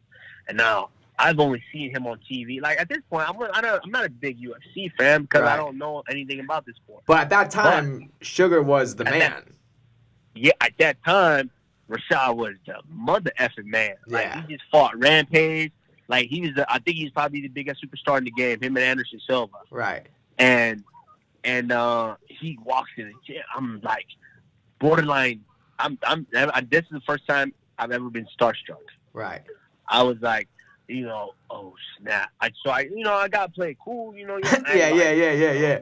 Yeah, you playing cool. I'm in the locker room changing. He another man. Coming in the locker room. What up, I'm playing it cool. I just change. We go out and then we start wrestling. We wrestled around. We worked out. We had a really, really good workout. But it was after the workout, we sat down and he was just talking, and I couldn't believe how cool he was. Right. He's big bro to you. Yeah, bro, you talking about the biggest superstar in the sport. Selling million pay-per-view buys. Everyone knew who this guy was. And he just sat down and talked to me. I'm just a kid. I'm just a kid training for the Olympics. And this dude just sat here and talked to me like we've known each other forever. Oh yeah, I've heard he's very personable, Rashad. Yeah, it was surreal to me. It was crazy. And after he was like, bro, we exchanged numbers. He was like, yeah, here's my number. Let's keep in touch and this and that. I was so blown away. And, like, I'm like, bro, I have the superstar's number in my phone. You know, I'm going to prank call him every day. No, I was just like, I couldn't believe it. And what, he give you an invite then, to come training? Yeah, and then, like, weeks later, he gets a fight with, I think, Phil Davis. And then he's like, why don't you come out and train? I was like, sure. So I went out and worked with him for a little bit.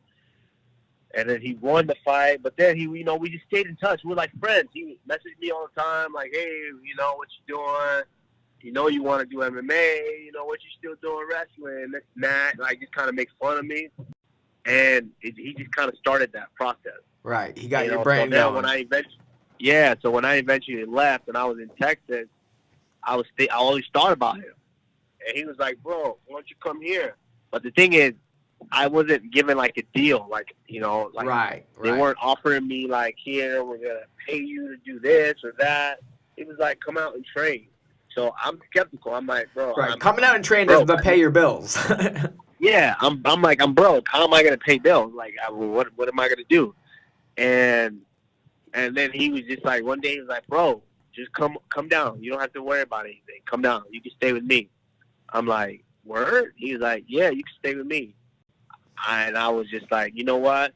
Yeah, it sucks that I won't be getting paid. I won't be doing this and that. But at least I won't owe anybody anything. And now, at the time, was your boy Abel already down there? So me and this was the time when I brought Abel stayed down there, but I brought Abel when I went to go train with Rashad for Phil Davis. Right. I brought Abel down with me. Abel came down with me. Because you and Abel wrestled together in college, right? Abel Trujillo. Yeah, me and Abel had known each other since 2005. Okay. And so Abel just continued training there while I went back to Colorado until I eventually left Colorado completely. And then I was just like, you know what? I'm just going to go there and train full time. So I just went out, man, stayed with Rashad, and the rest is history, man. That's what's up. Oh, yeah, that's how I first heard about Usman, was LaFleur going down there and telling me that Usman was a beast and on the come up. I knew him prior to LaFleur going down there is because he was on the show with me. I knew. And then, so my first encounter with Rashad, I was actually helping Yves Edwards train for a fight, and he was at ATT, which is close to where the Black Stallions were training. Kush saw I was down there, and he was like, yo, dude, let's get up. And I was like, all right. And I was like, Yves, can I go, like, hang out with my friends? He was like, yeah, go ahead, dude. And I was like, all right, cool. So they picked me up, and I go roll around with him and Abel. And at the time, I was a 55-pounder. I had just finished the show at 40, or no, I had just finished the tryouts for 45, and I'm looking at Abel like, damn, good thing I went down to 45. Like, this dude's fucking huge. He's yoked, Abel. Yeah. We went over to Rumble Johnson's house. This was after the show, but the show hadn't aired yet. Right. Yeah, you're right. Yeah, you're right. Yes. Because they were trying to act everything. We couldn't tell them that you were in the final. Right. Yeah. Yeah. So and I'm sitting there and dude, I get hit in the head too much. Oh yeah. Who were we just talking about? You were talking about Rashad Evans. Oh, Rashad. And Rashad's there. I'm bullshit with everybody. I'm like, yeah, this is kind of cool. Like, this is dope. So then I went and did an appearance in Texas, and Rashad's there. I'm like, yo, what's up, dude? He's like, yo, what's up? Like, he didn't know me, and I was like, dude, is this guy really big time in me? Like, fuck him. And then I had a bad taste in my mouth for a minute. And then when I came down to Black Stallions and trained with you guys, and not really, and then more at where you guys are now at Hard Knocks 365, was I like, oh damn, he's an OG, like he's cool. Yeah, like, he actually didn't mean that. He actually said, "What's up to you?" He just didn't sit and talk to you. Well, no, I came up to him like, "Yo, what's up, dude? Like, I can't. That's dope. You're here." He's like, "All right, yeah." Like, did you have facial hair? Like, kind of like, get out of here, dude. Did you have a beard at the time? Bro, I thought you were a little kid. Bro, he must have. He must have not even remembered. Like, yeah, he must not recognize you. Like when we like that night we hung out, were we like partying, you know? No, we weren't. Remember, we had a barbecue at Rumble's house. He was getting ready for a fight. Yeah. He must have just not remembered because that he's like the last. It's funny to me, like he's like the last. Sometimes I wish he would big dog some people. Yeah. But he's like the last guy. Like, he would not big dog anybody. Oh, And yeah, I'm he like, seems like the you know, I most have to tell him humble, nice sometimes. dude. I'm like, bro, you got to big dog some people, bro. Right. Yeah, you got to get ahead in life. Was he in your corner? I saw he was at the fights. No, I mean, it felt like he was in my corner. He was literally like 10 feet away from me. I could hear him Yeah. screaming instructions. So real quick, Right. you're growing up. Like, I see your brother in your corner. That's a big motherfucker. Yeah. Is he Yeah, older my or brother- younger than you? Younger. Damn. He fights or? Yeah. He just got in the fight Yeah, recently, no? Yeah, he just started fighting. He's 3-1. He just suffered his first defeat, but he's been training MMA for literally a few months. I think maybe 6 months. Does he Yeah, come with the 6 wrestling months. background? Yeah, he wrestled in high school. He was a state runner-up in high school, but he's just a freak athlete. At heavyweight, you don't really know the intricate details. He almost won state with literally 5 moves. He looks like a He's- football player, like without pads He on. is a Yeah, he is a football player. He played professional. Oh, is that right? Yeah, that's right. Yeah, like he played at the University of Arizona. So he's a freak. So like I was like, how many brothers and sisters do you have? Yes, How- I have an older brother, him, the younger brother, and a little sister. So how big's your older brother? He's about, I would say, maybe 200 pounds. Damn. So you're the Yeah, little guy in there. Yeah, I'm the little, but like I look like I'm big because I work out. Right. So me and my older brother look comparable. I think he might be like an inch taller than me, an inch or two taller than me. Yeah, but What- yeah, I'm the smallest one weight wise. What's the age difference? We're all like 2.5 years apart. So, dude, what were the fights like? You guys definitely fist fought each other, no? We did when we were younger. It was one of those things with my older brother. My older brother's older brother, man. It's especially we're African kids who were raised a little different. Like the way it's like the respect levels are different. And we fought till I was like maybe freshman in the high school. Not even that, like because he was always like 3 grades ahead. We were 3 grades apart. So my older brother was a senior when I was a freshman in high school. By that point, we didn't fight anymore. We still argue, but we didn't fight physically. I think physically you stopped fighting when I was probably in middle school. And that's when he could still do something. But once I started wrestling and then I started getting good, like junior year in high school, no. He was like, nah, I don't want any of that. Nah, it's not Nah, worth it. they don't want that because I'm taking you down and I'm holding you down and smacking your face. Right. That type of party. And then what's the difference between? And then you and your younger brother, he's a big dude. Like, what age did he start catching up to you in weight and height? And like, when did you and him stop fighting? He was big. Me and him fought the most because me and him were like, we shared a room, all growing up. So when you're the closest to boys like that, you're gonna fight the most. So we fought a lot, but he got bigger than me probably I think his junior year in high school. Sophomore to junior year. But at that time, I was already in college. I was wrestling in college. So Right. I don't care if you got big. I'm still taking you down. And Right. I'm still, smacking your face. So, it's always been that level of separation. Right. He's not Right. bigger than me at that point. So, of course he feels himself. Right. But at the end of the day, He knows what's if up. I need to, I will take you down Right. and smack your face. Because I remember on the show you had an when you impersonate your dad. It's fucking hilarious. I need like a scenario, I guess. Like, give me like a memorable fight between you and your younger brother where your dad came in and fucked both of you guys up. Oh, snap. When my dad, it was probably the last time my dad beat up my big brother. My older brother, I think he was like a freshman in college. And Okay. I think he turned down like a bunch of offers to go to different schools because he wanted to go to this specific school. For football? And no, he played soccer. He was Okay. really good. He was a semi-pro soccer player. And so he he turned out a lot of different offers, and because he wanted to go to this one school, and because it didn't work out, the school wouldn't offer him full scholarship. He turned him down. So then he had to settle for the junior college at our hometown. Oh, go So he that left a sour taste in my dad's mouth because he wanted his kids to go to college. He raised us to go to college. And so now you're stuck just doing a junior college thing, and my dad didn't like that. And so what he did is that year, I think something was going on, and my brother was just having a bad day, and on top of it, my dad was having a bad day. So it started at the store. I think he said something to my brother or something about not going to school, and then my brother said leave me alone or something like that to my dad. And you just don't do that. Right. And not just an African dad, but my dad was a major in the Army. Oh, That's a double whammy. Yeah, he fucked up there. Yeah, he was a major in the Army, so that's even.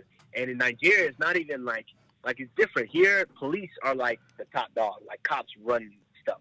A cop could arrest a soldier here. In Nigeria, a soldier will beat the crap out of a cop on the street and nothing would happen. It's backwards. Yeah. They were like superpower.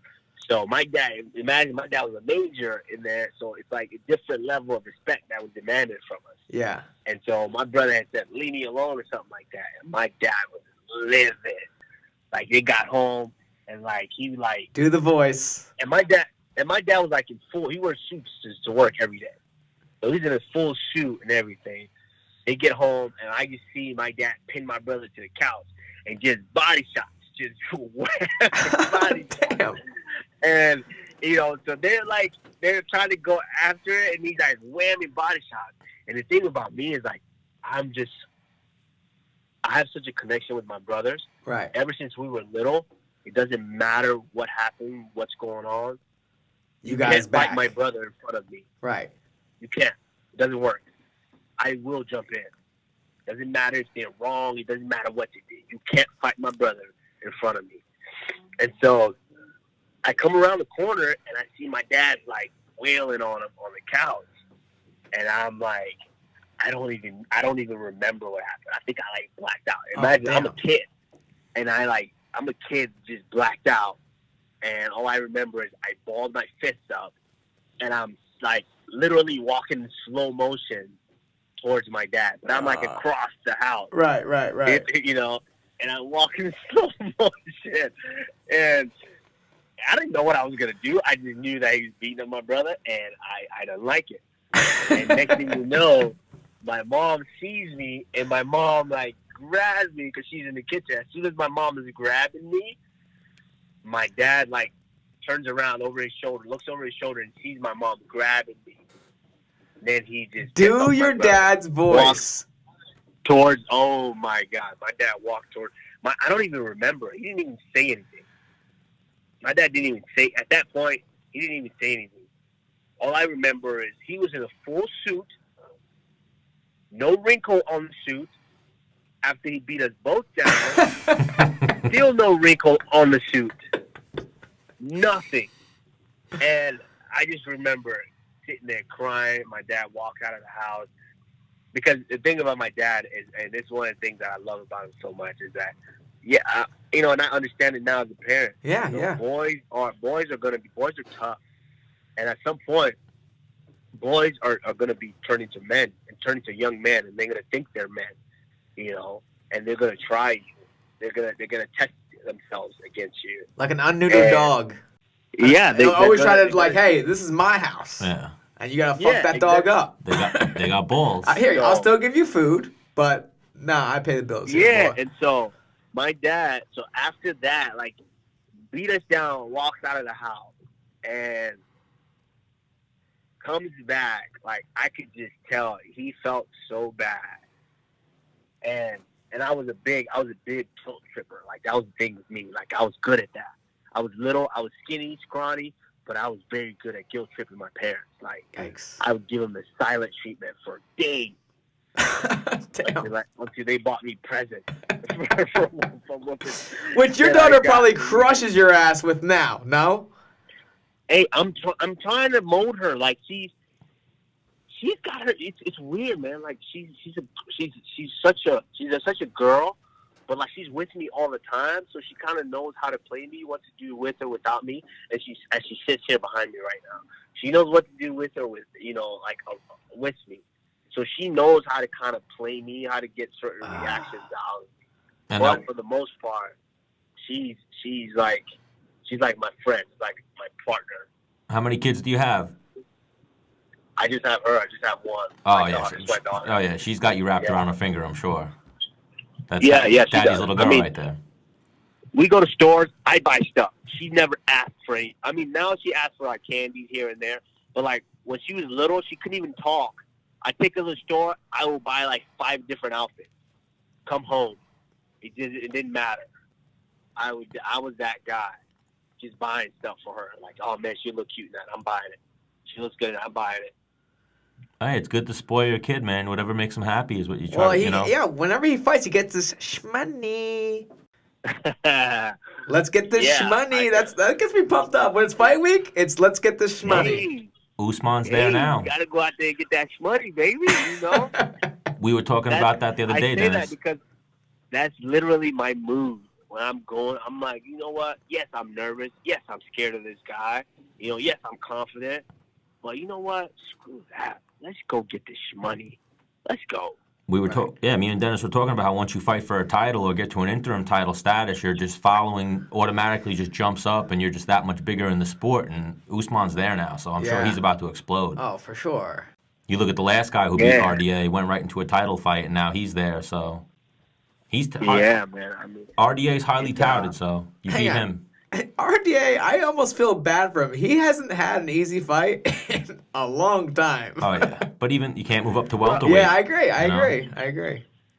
Yeah, bro, you can't fault him for that. Like, look at what he did. Like, he moves up to welterweight while I'm already there. I'm already in the rankings. He comes in, fights the guy that's ranked lower than me, number 15. Boom, gets Neil Magny next. That's in the top 10. I've been asking for Neil Magny for years. He gets Neil Magny. I'm like, what? What is that? And then on top, to make matters worse, he beats Neil Magny. He gets Robbie Lawler for a title eliminator. I'm like, bro, I've been in the top 10 before you jumped in the welterweight division, and I can't get no traction. I can't get any of these guys to fight me. But now you're getting all these fights, and that kind of left a sour taste in my mouth. But you know, he's a tough dude. You come in and you for sure. Those 3 guys like that, bro. And even after fighting him, man, I have nothing but respect for the guy, bro. Like, this dude is legit. I hit him with some big shots, and dude kept, like, he was still in there. Yeah, like, well, my I mean, hands were hurting. He's got that Frankenstein head. Well, He can take some shots. If you become if you hold a title at any point in time, you can cut the fucking line. Yeah. That's how the UFC rolls. Exactly. You know what I mean? Yeah, exactly. Oh yeah, but also once you beat a former champion, you're in that upper echelon. This is very true. Things are about to blow up for Usman. We're happy that we're gonna make him a friend of the Menace and the Man show. He's always been my boy. Oh yeah. Man, you know Dennis the Menace. Hey, you're my boy, man. Hey, when are we gonna game again? Oh, that's right. He plays. Ooh, Usman, what are you playing? We play a little Call. Did you get the new Call of Duty? Oh, there's a new one? Yeah, Black Ops 4. Well, you know I'm not deep into it like that. Yeah, I know that, but it's a dope game. Go out there. It's 50 bones. Take some of that shmoney. Get that shmoney, and we'll $50? That's what video games have been since PlayStation 1. Wow. I don't know. That might be too rich for my blood, bro. Well, no, it's not. Hang on. Just put it on your list for Santa. All right. All right. I'll do that right now. Oh yeah, but you guys got to get together and start getting some games. Oh yeah, dude. No, I like playing with him. He's got like, I don't know, like Call of Duty. He's got like an older one. You guys can make fun of me the whole time. No, but it was fun. It was a good time. I definitely want to get it going again though. Buy the new one. We'll get it popping. It'll be fun as fuck. Hey, let's do it. You know, this is my down week, so when my daughter's at school, I'm just sitting at home. So, dude, So hang on. Actually, sponsors out there, right. send Kamaru Usman. He's about to might probably be the welterweight no, champion. hang on, Send him bro. to Call of Duty. You don't Yeah. even have to go nowadays with these consoles. You don't even have to go to the store to buy the game. Just go to right. the PlayStation Store and Buy just it on- download it. Yeah, that's the move. That's what I did. But the digital version's always tough. But I guess if you're playing online, if online doesn't work, the digital don't work. But because if you have the digital, if the online's not working, you don't have the game. You need the No, disc. no, it'll still work.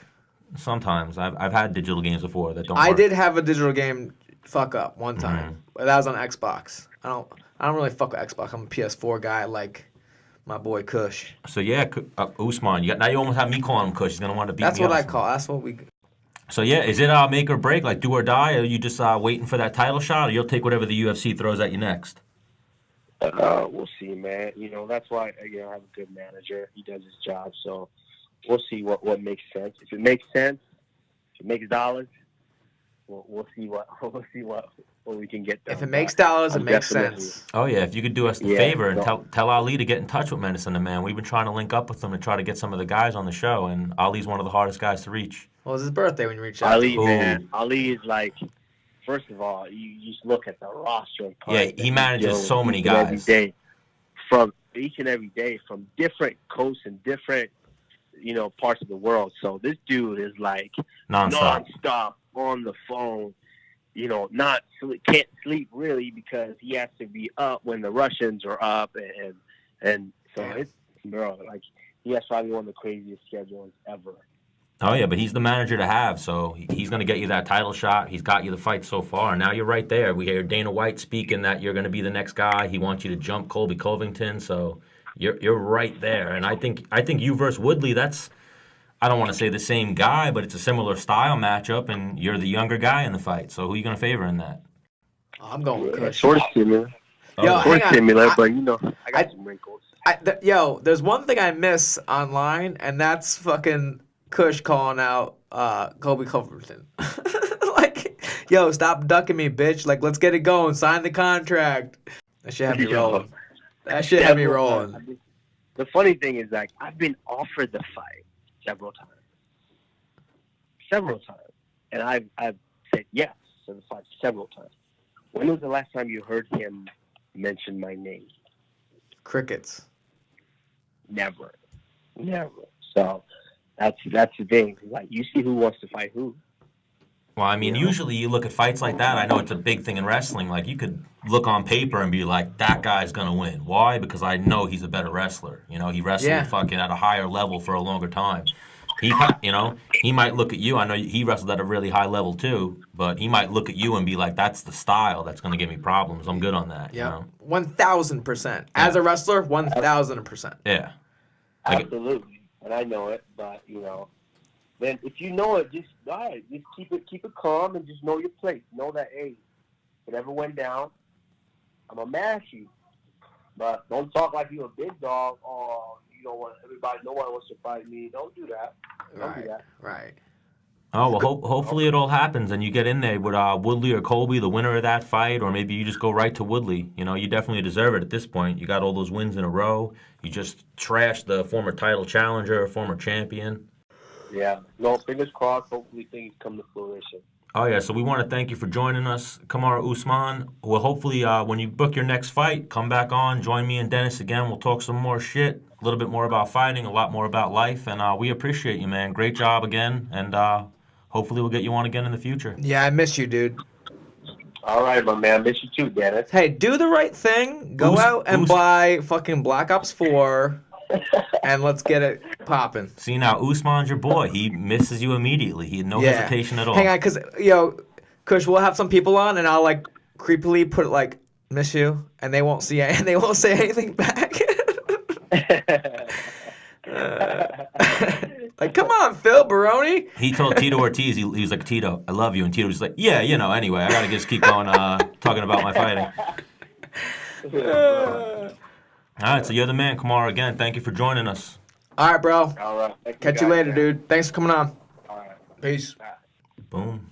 So we had a nice in-depth interview with Jessica I. We got a little personal, and then we had a nice long talk with Kamaru Usman. I feel like we went a lot of places there too. He seems like one of those guys too, similar to Jesse. Bro, hang on. He's That could have been a 2-hour episode of just him, you know? yeah. He's one of those guys that he's up there in my friend list for sure. Like in MMA, like he's top 5 for sure. Oh, Like one of my like closest dudes. Like, yo, well, I need this. Like, no, don't worry about it. I got you. If like, you look at that origin story, that's a crazy connection you and him have. That, you know, because I remember even watching that fight a couple months ago and seeing you versus Jimmy Rivera, and then I remember going, oh shit, Usman. Like, what the fuck is Usman doing there? And then talking to you about it, and you saying Usman was my coach, like my random coach inserted in my corner at that point. Yeah, you know? he was definitely because we're around the same age, and like he could really.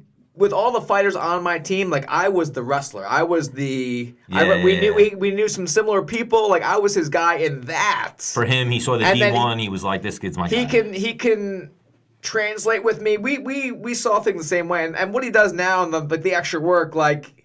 Oh yeah, we're a similar person. I've seen you guys, especially the D1 guys, like you. I remember you, Needle, and Gregor, when you guys saw each other for the first time after a while. At Long Island MMA one time, it was like the scene in Predator. Dylan, you son of a bitch, you know? I'm pretty sure it was Needle had brought Gregor, and it was the first time you had seen Gregor in a while. Right. Well, I knew Gregor from wrestling in college, and we were in the same conference, and I never talked to him. Yeah. So when I saw him, like, yo, what are you doing here, dude? Like, what's up, man? Like, because I was actually like kind of like a big. Like fan, like because he was a national champion. Like I liked his wrestling style. You know, I remember I paid a little bit of attention to college wrestling, and I remember just reading about Gregor, and Gregor was the top guy. Yeah, like people would say, like if he gets on top of you, you're fucked. You lost. You know, yeah, it sucks. And that's at the highest level, the D1 level. Hang on, it still happens now in the UFC. Gets on top of you, you're fucked. Oh yeah, but even like you have that card for life, where any wrestler is going to listen to what you say because you wrestled at the highest level. Well, there's this like you can look them in the eye, you can look at their ears, you can see the scars, and just be like, "Yep, me too, dude." Like almost like I feel like military people have that same kind of connection. I was going to say that when you were talking before about it. It's almost a military mindset. It's not as extreme what you do, but the wrestling, the mindset in the sense that you're trained to just all right. My leg's not working. I don't give a fuck. I'm still gonna get it done with the other 3, you know, the other limbs I got. Right. Like I mean, if shit hits the fan, like, yo, me and you, I got your back, you got mine. I know you're holding down your side, and I'm gonna hold down mine. You know, you're not gonna just grab like Musclehead Steve over there, like, hey, you're the biggest guy here. Like, fuck that. I'm taking Kush. Like I remember one thing I learned from wrestling. I obviously didn't wrestle D1, but high school. Yeah, that is obvious. In a good room is you get exhausted, and then you learn a real thing about yourself of what you do when you're dead tired. And that's everything. You can pack it in. It's easy to lay on the ground. It's easy to be like, I'm done. I don't want to do this workout no more. Or some crazy people. And then in wrestling, you get it drilled into your head. Well, I mean, you either sink or swim, you know, and I always had like these guys. And by the D1 level, you're done sinking. You know, those guys are all swimmers. Hang on. A lot of them sink. And even that, those are the fucking guys. So the guys that don't sink at the D1 level are fucking. A lot of guys. Dude, I watched so many state champs come into my wrestling room and like, nope, not for me. Mm-hmm. Like, what? What do you mean? You're a state champ. Too hard of a room. Just, nope. It's a rough sport. That's why you see them coming up in MMA. You look at the roster right now of the champions, and a lot of them are wrestlers, or they started there, and then they all evolve into striking. Like, you spend 20 years learning how to learn a technique and then adapt it. So now I'm just going to start teaching you how to throw punches. Well, the thing is, I tell people, like, with wrestling, you can't teach how to feel something. Like, if you push into me this hard, all right, you're doing this. If you push into me this hard, now you're going to do this because the pressure's different. With a punch, all right, step, push, turn, that's how you throw a punch. That's it. So you could show someone... Well, then you get, eventually... You could show someone how to box very, very well in, I don't know, 3 months. To throw punches well. Actually landing a punch on Hang on, if I took someone like Kush... And for 3 months, that's all you're doing is boxing, he'll be a good boxer after 3 months. Yeah. I mean, can he be a pro boxer? No, but he could be a good, like, yep, that guy's good. Oh, yeah. You know what I mean? But to be a good wrestler, you need... years. You need over half a decade. Yeah. You know what I mean? Like, you need over 6 years of every day crushing it to be considered a good wrestler. To even be able to keep off a decent wrestler, like that pace that people put on. Right. Like, I remember hearing that about you before we wrap this up, was the thing about you, is people were like, Dennis in the first was in the second, he'd start coming on. Third was all Dennis. Like, Right. Dennis fucked people up in the third, you know? Like, you just had that I almost fucking- like pick up steam, if you yeah, will. like it's you just know? a fucking... And then there's also my mindset while I'm fighting is just like, he's tired. Oh, yeah. Pick it up. All right, well, He's great, even more tired. great show more. today. I think Kamaru Usman and Jessica I both You know what enjoyed that. You know what I was thinking, Stan? What? Maybe you should go fuck yourself. Oh, don't be that guy. No, because I'm over here, crying out my heart about, it's not about me. Well, we got our sound guy, Nick, over there. We want to get him out of here. We want to get home to our families, get some food. I'm a little hungry. But everyone go to Terp House, clear, terphouse.com. Check them out. Use code MANSHOW. We're going to start doing some giveaways this week, too. So Yeah. you'll get some some swag from Dennis the Menace Bermudez and some swag from some of our sponsors. So we'll figure out how to do the giveaways, but you guys got to go like the pages and subscribe to the show. Hope you guys enjoyed this episode. Well, see you later.